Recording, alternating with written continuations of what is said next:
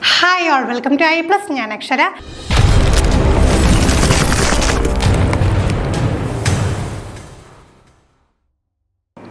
Hi all, welcome to I Plus. ഞാൻ അക്ഷര. EVS questions നമ്മൾ കോമൺ ആയിട്ട് നമ്മുടെ ക്വാളിഫയിങ് എക്സാമിനേഷൻസിന് ചോദിക്കുന്നതിനെ കുറിച്ച് ഡിസ്കസ് ചെയ്തുകൊണ്ടിരുന്നതാണ്. ആ സെക്ഷനിൽ നമുക്ക് അടുത്തതായിട്ട് 5 ചോദ്യങ്ങൾ കൂടെ ഡിസ്കസ് ചെയ്യാം. ആദ്യത്തെ ചോദ്യത്തിലേക്ക് കടക്കാം. എൻവയോൺമെൻറ്റ് ഇൻ EVS മീൻസ് EVSൽ എൻവയോൺമെൻറ്റൽ സ്റ്റഡീസിൽ നമ്മൾ ഈ ഒരു അർത്ഥമാക്കുന്നത് EVSൽ എൻവയോൺമെൻറ്റ് എന്നുള്ള പദം കൊണ്ട് അർത്ഥമാക്കുന്നത് എന്തെന്നാണ് ചോദിച്ചിരിക്കുന്നത്. അപ്പോൾ ഇവിടെ നമുക്ക് എന്താണ് ഒന്നിലധികം ഓപ്ഷൻസ് സെലക്ട് ചെയ്യേണ്ടതായിട്ടുണ്ട്. നോക്കിക്കേ, മാൻ made environment, natural environment, social environment, cultural environment. അപ്പോൾ ഇതിൽ എന്തൊക്കെയാണ് എൻവയോൺമെൻറ്റിൻ്റെ ഭാഗമായിട്ട് വരുന്നത്?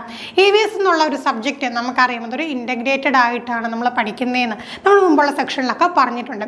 സോഷ്യൽ സയൻസിൽ നിന്നും സയൻസിൽ നിന്നും ഒക്കെ എന്താണ് നമ്മൾ ഒരുപാട് കാര്യങ്ങൾ, ഒരുപാട് മേഖലകൾ ഇൻ്റഗ്രേറ്റ് ചെയ്തുകൊണ്ടാണ് EVS എന്നുള്ള സബ്ജക്റ്റ് നമ്മൾ പഠിപ്പിക്കുന്നത് അല്ലേ, പഠിക്കുന്നത്. അപ്പോൾ അങ്ങനെ വരുമ്പോൾ അവിടെ നമുക്ക് തീർച്ചയായിട്ടും മനസ്സിലാക്കാം അവിടെ എന്ത് വരുന്നുണ്ട്? മാൻ മെയ്ഡ് എൻവയോൺമെൻ്റ് ഉണ്ടല്ലേ. ഈ എൻവയോൺമെൻറ്റ് മനുഷ്യൻ നിർമ്മിക്കുന്ന എൻവയോൺമെൻ്റ് ഉണ്ട്, തീർച്ചയായിട്ടും ഉണ്ട്. നാച്ചുറൽ എൻവയോൺമെൻറ്റ്, പ്രകൃതിയാലുള്ള ആ ഒരു എൻവയോൺമെൻ്റ് ഉണ്ട്, അതും ശരിയാണ്. അടുത്ത എന്താണ്? സോഷ്യൽ എൻവയോൺമെൻറ്റ്, സമൂഹം നിർമ്മിക്കുന്ന ഒരു എൻവയോൺമെൻറ്റ്. നമ്മൾ ഓൾറെഡി പറഞ്ഞു അല്ലേ, സോഷ്യൽ സയൻസിൽ നിന്നും ഒക്കെ എന്താണ് ടോപ്പിക്സ് EVSൻ്റെ ഭാഗമായിട്ട് വരുന്നുണ്ട്. അങ്ങനെ വരുമ്പോൾ തീർച്ചയായിട്ടും നമുക്ക് എന്ത് മനസ്സിലാക്കാം? സോഷ്യൽ എൻവയോൺമെൻറ്റ് വരുന്നുണ്ട്. അടുത്ത എന്താണ്? കൾച്ചറൽ എൻവയോൺമെൻറ്റ്, സാംസ്കാരികപരമായിട്ട്. അപ്പോൾ നമുക്ക് ഓൾറെഡി നമ്മൾ പറഞ്ഞു ഇൻ്റഗ്രേറ്റ് ചെയ്ത് വരുമ്പോഴത്തേക്ക് എല്ലാം വരുമല്ലേ, എല്ലാ എൻവയോൺമെൻറ്റും വരും. അപ്പോൾ നമുക്ക് അതിന് ചേരുന്ന ഓപ്ഷൻ ഉണ്ടോ എന്ന് നോക്കാം. A, B, C and D 4 ഓപ്ഷനാണ് നമുക്കുള്ളത്. അത് 4 വരുന്നതുണ്ടോ? അതെ, തീർച്ചയായിട്ടും അത് തന്നെയാണ് ശരി ഉത്തരം. അടുത്ത ചോദ്യം, അവിടെ നമുക്ക് എന്താ കാണാൻ കഴിയുക? അസേർഷൻ ആൻഡ് റീസൺ ആണ്. അസേർഷൻ റീസൺ ചോദ്യങ്ങൾ എങ്ങനെ അപ്രോച്ച് ചെയ്യണമെന്ന് നമുക്കറിയാമല്ലേ. ആദ്യം നമ്മൾ അസേർഷൻ നോക്കാം, അസേർഷൻ ശരിയാണോ അല്ലയോ എന്ന് നോക്കാം. അടുത്തായിട്ട് റീസൺ നോക്കാം, റീസൺ ശരിയാണോ അല്ലയോ എന്ന് നോക്കാം. അപ്പോൾ രണ്ടും ശരിയാണെങ്കിൽ മാത്രം അടുത്ത കാര്യം ചിന്തിച്ചാൽ മതി. അസേർഷൻ റീസണും തമ്മിലുള്ള ബന്ധത്തെക്കുറിച്ച് ഡയറക്റ്റ് ആയിട്ടുള്ള ബന്ധമുണ്ടോ അതോ തമ്മിൽ ബന്ധമില്ല, അങ്ങനെയാണ് ആ ഒരു പാറ്റേണിൽ നമ്മൾ നോക്കിയ ശേഷം മാത്രം ഓപ്ഷൻസ് നോക്കാം, ഉത്തരം മാർക്ക് ചെയ്യാം. അപ്പോൾ നമുക്ക് ഇവിടുത്തെ ചോദ്യം നോക്കാം. Assertion, stories and narratives have been used throughout the EVS textbook. EVS textbookil എന്താണ്? Stories and narratives through out ആയിട്ട് നമ്മൾ ഉപയോഗിക്കുന്നുണ്ട്. Reason, objective is to sensitize the child since he or she can empathize with characters in a story or narrative. Textbook should sensitize the child to wide difference that exists within our societies. അപ്പോൾ നമ്മൾ അസോഷനായിട്ട് പറഞ്ഞ കാര്യം എന്താണ്? ഇത്രയേ ഉള്ളൂ. Story narratives add ചെയ്യുന്നു. അതിൻ്റെ reason ആയിട്ട് പറഞ്ഞത് എന്താണ്? അതിനൊരു ഒബ്ജക്റ്റീവ് ഉണ്ട്. എന്താണ്? Since he or she can empathise with characters in a story or narrative. അപ്പോൾ ഒരു സ്റ്റോറി അല്ലെങ്കിൽ നറേറ്റീവ് കാണുന്ന സമയത്ത് കുട്ടിക്ക് എന്താണ്? എംപതൈസ് ചെയ്യാൻ കഴിയണം. ആ സ്ഥാനത്ത് താനായിരുന്നെങ്കിലോ എന്ന്. ഇപ്പം നമ്മളെന്താണ്? മനുഷ്യരാൽ ഉണ്ടാകുന്ന പ്രകൃതിയിലെ പ്രശ്നങ്ങളെക്കുറിച്ച് പഠിപ്പിക്കുകയാണ്. അപ്പോൾ എന്താണ്? അങ്ങനെ പഠിച്ചു വരുമ്പോൾ എന്താണ്? കുട്ടിക്ക് ആ അതിൻ്റെ ഒരു ഇല്ല എഫക്റ്റ് അനുഭവിക്കേണ്ടി വന്ന ഒരാളുടെ അവസ്ഥയെക്കുറിച്ച് പറയുമ്പോൾ കുട്ടിക്ക് എന്താണ്? എംപതൈസ് ചെയ്യാനായിട്ട് സാധിക്കും. എംപതൈസ് ചെയ്ത് കഴിഞ്ഞാൽ ഒരിക്കലും എന്താണ്? മനുഷ്യനിർമ്മിതമായിട്ടുള്ള അത്തരം പ്രശ്നങ്ങൾ ഉണ്ടാക്കാനായിട്ട് എന്താണ്? ഈ ഒരു കുട്ടി വളർന്ന ഒരു പൗരനായി വരുമ്പോൾ അതിന് ആ ഒരു കാര്യത്തിന് വേണ്ടിയിട്ട് മുതിരില്ലല്ലേ. അപ്പോൾ ആ ഒരു കാര്യമാണ് നമ്മൾ പറഞ്ഞത്. Text book should sensitise the child to wide difference that exist within our societies. നമുക്കറിയാമല്ലേ, തീർച്ചയായിട്ടും നമ്മുടെ സൊസൈറ്റിയിൽ ഒരുപാട് ഡിഫറൻസസ് ഒക്കെ ഉണ്ട്. അതൊക്കെ എന്താണ്? കുട്ടികൾക്ക് മനസ്സിലാക്കി കൊടുക്കാനായിട്ട് ടെക്സ്റ്റ് ബുക്ക് സഹായിക്കും. അപ്പോൾ അതായിരുന്നു നമ്മുടെ അസേർഷനും റീസണും വരുന്നത്. അപ്പോൾ നമ്മുടെ options both the assertion and reason are correct and reason is the correct explanation of the assertion. Both the assertion and reason are correct but the reason is not the correct explanation of the assertion.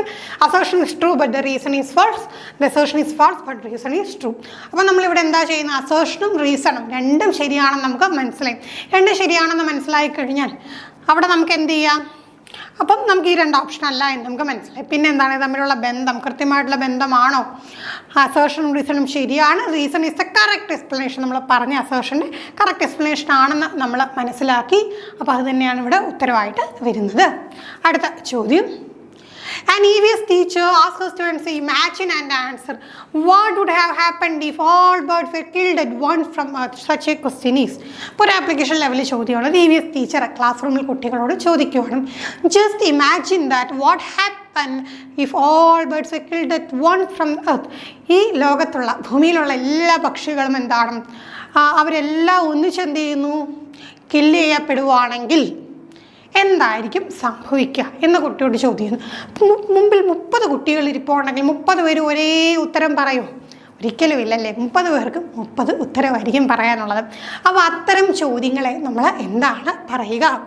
Convergent question, hypothetical question, divergent question, philosophical question. അപ്പം നോക്കി എല്ലാവർക്കും വിഭിന്നമായിട്ടുള്ള ഉത്തരങ്ങളായിരിക്കും പറയാനുള്ളത്. അപ്പം അത്തരം ചോദ്യങ്ങളെ നമ്മൾ എന്തായിരിക്കും പറയുക? ഡൈവേർജൻ ക്വസ്റ്റ്യൻ എന്നാണ്. എന്നാൽ എല്ലാവരും ഒരേ ഉത്തരം പറയുന്ന ഒരു ചോദ്യം അങ്ങനെ വരുവാണെങ്കിൽ അതിനെ നമുക്ക് എന്ത് പറയാം? കൺവേർജൻ്റ് ക്വസ്റ്റ്യൻ എന്ന് പറയാം. എല്ലാവരും ഒരു ഉത്തരത്തിലേക്ക് തന്നെയായിരിക്കും എത്തുക. പിന്നെ ഹൈപ്പോത്തറ്റിക്കൽ എന്ന് പറയുമ്പോഴത്തേക്കും എന്താണ്, റിയൽ ആയിട്ട് കാണത്തില്ല, ജസ്റ്റ് എന്താണ് ഒരു ഇമാജിനേഷനിൽ ഹൈപ്പോത്തറ്റിക്കൽ ആയിട്ടുള്ളൊരു സിറ്റുവേഷൻ കൊടുത്തുകൊണ്ടുള്ള ക്വസ്റ്റ്യൻ, ആ ഒരു പാറ്റേണിൽ പറയാം. പിന്നെ ഫിലോസഫിക്കൽ ക്വസ്റ്റ്യൻ എന്ന് പറയുമ്പോൾ ഫിലോസഫിക്കൽ ആയിട്ടുള്ള ഒരു ചോദ്യം. ഇവിടെ നമുക്ക് ഏറ്റവും ആപ്റ്റായിട്ട് വരുന്നത് എന്താണ്? ഡൈവേർജൻ്റ് ക്വസ്റ്റ്യൻ ആണ്. അടുത്തത്, Summer asks students to consult their family members to find out the names of different food items cooked by different methods like steaming, roasting, boiling, frying, etc. The most appropriate reason for this activity. അപ്പോൾ ഇവിടെ എന്താണ്, സമർ എന്ന് പറയുന്ന ടീച്ചറാണ് family കുട്ടികളോട് പറയുകയാണ്, family മെമ്പേഴ്സിനോട് പോയിട്ട് എന്ത് ചെയ്യാം, names of different food items cooked by different methods, പല പല മെത്തേഡിലൂടെ കുക്ക് ചെയ്യുന്ന പല ഡിഫറെൻറ്റ് ഫുഡ് ഐറ്റംസ്, ഇപ്പോൾ റോസ്റ്റിങ്ങിലൂടെ, സ്റ്റീമിങ്ങിലൂടെ, ബോയിലിങ്ങിലൂടെ, ഫ്രൈങ്ങിലൂടെ ഒക്കെ പ്രിപ്പയർ ചെയ്യുന്ന ഫുഡ് ഐറ്റംസിൻ്റെ പേര് കണ്ടെത്താനായിട്ട് പറയുകയാണ്. ഇവിടെ നമുക്ക് എന്താണ് ഈ ഒരു ആക്ടിവിറ്റിയുടെ റീസൺ, എന്തിനാണ് ഇത്തരത്തിലുള്ളൊരു ആക്ടിവിറ്റി കുട്ടികൾക്ക് നൽകുന്നത്? ഓപ്ഷൻസ് നോക്കാം. Encourage experimentation, improve social interaction, provide opportunities for children to work in groups, encourage homework. അപ്പോൾ നമുക്കിവിടെ ഏറ്റവും ആപ്റ്റായിട്ട് വരുന്നത് എന്താണ്? അപ്പം നമ്മൾ ഫാമിലി മെമ്പേഴ്സിനോട് ചോദിക്കുന്നു, കാര്യങ്ങൾ മനസ്സിലാക്കുന്നു. അപ്പോൾ അവിടെയൊക്കെ എന്താ സംഭവിക്കുന്ന ഒരു ഇൻറ്ററാക്ഷൻ ആണല്ലേ. ഒരു ഇൻട്രാക്ഷനാണ് നമുക്കവിടെ പോസിബിൾ ആവുന്നത്. അല്ലാതെ കുട്ടിയോട് എക്സ്പെരിമെൻ്റ് ചെയ്യാൻ, കുട്ടി പോയി പാചകം ചെയ്യാൻ പറഞ്ഞിട്ടില്ല, കുട്ടിയോട് ഗ്രൂപ്പായിട്ട് വർക്ക് ചെയ്യാൻ പറഞ്ഞിട്ടില്ല, ഇത് ഹോംവർക്കാണ് എന്ന് പറഞ്ഞുകൊണ്ട് ഹോംവർക്കിനെ എൻകറേജ് ചെയ്യുന്ന ആ പാറ്റേണിലല്ല. പകരം എന്താ വരിക? To improve social interaction. അപ്പോൾ അത് വീട്ടിൽ നിന്ന് തന്നെ അത്തരമുള്ള ഇൻട്രാക്ഷൻ അത് പഠിച്ച് ആ ഒരു കാര്യം മനസ്സിലാക്കി കഴിഞ്ഞാൽ കുട്ടിക്ക് എന്ത് ചെയ്യാൻ പറ്റും? സമൂഹത്തിലോട്ട് ഇറങ്ങുമ്പോഴും ഇൻട്രാക്ട് ചെയ്യാനായിട്ട് സാധിക്കും. അപ്പോൾ സോഷ്യൽ ഇൻട്രാക്ഷൻ ഇംപ്രൂവ് ചെയ്യാൻ വേണ്ടിയിട്ടാണ് ഇത്തരമൊരു ആക്ടിവിറ്റി നമ്മൾ കൊടുത്തത്. Final question, which of the following best reflect experiential strategies in teaching EVS at primary ലെവലിൽ നമ്മൾ EVS പഠിപ്പിക്കുമ്പോൾ നമുക്കത് അവിടെ കൊണ്ടുവരാൻ കഴിയുന്ന സ്ട്രാറ്റജീസ് ഏതൊക്കെയാണ്? Discussion, demonstration, field TRIPS, art integrated learning. അപ്പോൾ നമ്മൾ ഡിസ്കഷൻ എന്ന് പറയുമ്പോഴത്തേക്ക് അവിടെ നമ്മൾ വലിയ തരത്തിലുള്ള ഹൈ ലെവൽ ഡിസ്കഷൻ വേണമെന്നല്ല ഉദ്ദേശിക്കുന്നത്. കുട്ടികളുമായിട്ട് നമ്മൾ കാര്യങ്ങൾ ഡിസ്കസ് ചെയ്ത് പറയാറില്ലേ, അപ്പോൾ ആ ഒരു കാര്യമാണ് ഡിസ്കഷൻ കൊണ്ട് ഉദ്ദേശിക്കുന്നത്.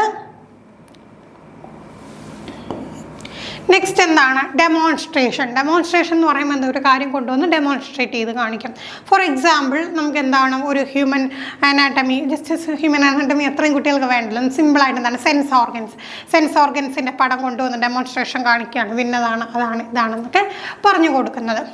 അടുത്തത് ഫീൽഡ് ട്രിപ്പ് എന്ന് പറയുമ്പോഴത്തേക്ക് നമുക്കറിയാമല്ലോ പഠനവുമായി ബന്ധപ്പെട്ട ഫീൽഡ് ട്രിപ്പുകളുണ്ട്. തന്നെ എന്താണ് ആർട്ട് ഇൻ്റഗ്രേറ്റഡ് ലേണിംഗ്. പ്രത്യേകിച്ച് EVSലൊക്കെ നമുക്ക് എന്ത് ചെയ്യാൻ കഴിയും? ആർട്ടിനെ ഒരുപാട് ഇൻ്റഗ്രേറ്റ് ചെയ്യാനായിട്ട് സാധിക്കും. അപ്പോൾ ഇവിടെ ഏറ്റവും ആപ്റ്റായിട്ട് വരുന്ന എക്സ്പീരിയൻഷ്യൽ. അപ്പോൾ ഇവിടെ എന്താണ് ഈ ഒരു പദം കൊണ്ട് ഉദ്ദേശിക്കുന്നത്? കുട്ടി എക്സ്പീരിയൻസ് ചെയ്യുന്നു അല്ലെ, എക്സ്പീരിയൻസിനാണ് ഇവിടെ പ്രാധാന്യം. എക്സ്പീരിയൻസിന് പ്രാധാന്യം വരുമ്പോൾ നമുക്ക് ഇവിടെ എന്തൊക്കെ ഉൾപ്പെടുത്താം? 4 ഉൾപ്പെടുത്താൻ സാധിക്കുമോ? അല്ലെങ്കിൽ നമുക്ക് ഈ ബാക്കി ഓപ്ഷൻ നോക്കിയാൽ AB 4 വരുന്ന ഓപ്ഷനേ വരുന്നില്ല അല്ലേ. AB and D, BC and D, AC and D, AB and C. അപ്പം നമുക്ക് ഉറപ്പായി എന്താണ് 4 കാര്യവും വരത്തില്ല. അങ്ങനെയാണെങ്കിൽ നമുക്ക് എന്തിനെയാണ് ഇവിടെ ഒഴിവാക്കാൻ പറ്റുന്നത്? അപ്പോൾ നമുക്ക് ഒരു കാര്യത്തെ നമുക്ക് എന്ത് ചെയ്യാൻ പറ്റും? ഒഴിവാക്കിയെടുക്കാനായിട്ട് സാധിക്കും. എന്തിനെയാണ്? ഡെമോൺസ്ട്രേഷൻ എന്ന് പറയുമ്പോഴത്തേക്ക് അവിടെ എന്താണ്? ടീച്ചർ സെൻട്രിക് ആണല്ലേ. ഡെമോൺസ്ട്രേഷൻ എപ്പോഴും ടീച്ചർ സെൻട്രിക് ആണ്. ടീച്ചർ വരുന്നു, ഡെമോൺസ്ട്രേറ്റ് ചെയ്യുന്നു. ഈ ഡിസ്കഷനിലാകുമ്പോഴത്തേക്കും അതൊരു 2-വേ പ്രോസസ്സായി. ഫീൽഡ് ട്രിപ്പ് ആണെങ്കിലും 2-വേ ആണ്, ആർട്ട് ഇൻ്റഗ്രേറ്റഡ് ആണെങ്കിലും 2-വേ ആണ്. പക്ഷേ ഡെമോൺസ്ട്രേഷൻ വരുമ്പോൾ അവിടെ എന്താണ്, ടീച്ചർ ഇങ്ങോട്ട് പറഞ്ഞു തരുന്നതേ ഉള്ളൂ, ടീച്ചർ ഡെമോൺസ്ട്രേറ്റ് ചെയ്യുന്നതേ ഉള്ളൂ. തിരിച്ച് കുട്ടിക്ക് എന്താണ് ഒരു കാര്യം എക്സ്പീരിയൻസ് ചെയ്യാനായിട്ടുള്ള ഒരു അവസരം അവിടെ ലഭിക്കുന്നില്ല. ബാക്കി എല്ലാം നോക്കിക്കഴിഞ്ഞാൽ ഡിസ്കഷൻ ആണെങ്കിലും ഫീൽഡ് ട്രിപ്പ് ആണെങ്കിലും ആർട്ട് ഇൻ്റഗ്രേറ്റഡ് ലേണിംഗ് ആണെങ്കിലും. അപ്പോൾ ഈ ഒരു സംഗതി എക്സ്പെരിമെൻ്റ് അല്ല, എക്സ്പീരിയൻഷ്യൽ എന്ന് പറയുമ്പോഴത്തേക്ക് അവിടെ എന്താണ് എക്സ്പീരിയൻസ് കിട്ടുന്ന രീതിയിൽ ഉള്ള ആ ഒരു കാര്യം നമ്മൾ മനസ്സിലാക്കണം. അപ്പോൾ അങ്ങനെയാണ് നമുക്ക് ആൻസർ വരിക. എന്താണ് A, C and D ആണ് നമുക്കിവിടെ ആപ്റ്റായിട്ടുള്ള ആൻസർ വരിക. അപ്പോൾ ഇത്രയും ചോദ്യങ്ങളാണ് നമ്മൾ ഡിസ്കസ് ചെയ്ത്. EVS എന്ന് പറയുമ്പോഴത്തേക്ക് എപ്പോഴും എന്താണ് വളരെ ഈസിയാണ് എന്ന് പറഞ്ഞ് ഒഴിവാക്കി കളയരുത്. ഓരോ മാർക്കും നമുക്ക് ഇമ്പോർട്ടൻ്റ് ആണല്ലേ. അപ്പോൾ അതിനുവേണ്ടി നമ്മൾ എന്ത് ചെയ്യണം, കൃത്യമായിട്ട് സിലബസുകൾ പറഞ്ഞിട്ടുള്ള കാര്യങ്ങൾ മനസ്സിലാക്കി പഠിക്കണം. അതോടൊപ്പം നമുക്ക് പെട്ടെന്ന് മാർക്ക് സ്കോർ ചെയ്യാൻ നമ്മളെ സഹായിക്കുന്ന ഒരു സംഗതിയാണ് എന്ത്, ഈ ഒരു പെഡഗോജി എന്ന് പറയുന്നത്. അപ്പോൾ നമ്മൾ കുറച്ച് എന്താണ് ആ ഒരു പെഡഗോജിക്കൽ അപ്രോച്ച് യൂസ് ചെയ്തുകൊണ്ട് ടീച്ചറിൻ്റെ പോയിന്റ് ഓഫ് വ്യൂവിൽ നിന്ന് കുട്ടിയുടെ പോയിന്റ് ഓഫ് വ്യൂവിൽ നിന്ന് ചിന്തിക്കുമ്പോൾ നമുക്ക് എന്ത് ചെയ്യാൻ പറ്റും, പെഡഗോജിയുടെ ആൻസർ പെട്ടെന്ന് കണ്ടെത്താൻ കഴിയും. EVS-ഉമായിട്ട് ഇൻ്റഗ്രേറ്റ് ചെയ്ത് തീർച്ചയായിട്ടും പെഡഗോജി ചോദ്യങ്ങൾ വരും. അപ്പോൾ ഒരെണ്ണം പോലും എന്താണ് നഷ്ടപ്പെടാനായിട്ട് പാടില്ല. തീർച്ചയായിട്ടും നമ്മുടെ സെക്ഷൻസ് ഒക്കെ ഫോളോ ചെയ്ത് കഴിഞ്ഞാൽ നിങ്ങൾക്ക് എന്ത് ചെയ്യാൻ പറ്റും, ഈ ക്വസ്റ്റ്യൻ്റെ രീതി മനസ്സിലാക്കിയെടുത്താൽ നല്ല രീതിയിൽ മാർക്ക് സ്കോർ ചെയ്യാൻ കഴിയും. നിങ്ങൾക്ക് ഡീറ്റെയിൽ ആയിട്ട് നമ്മുടെ ക്ലാസ്സുകളെ കുറിച്ചൊക്കെ അറിയണമെന്നുണ്ടെങ്കിൽ തീർച്ചയായിട്ടും ബോർഡ് നമ്പറിൽ കോൺടാക്ട് ചെയ്താൽ മതി. മറ്റൊരു ക്ലാസ്സുമായി നമുക്ക് വീണ്ടും കാണാം. താങ്ക്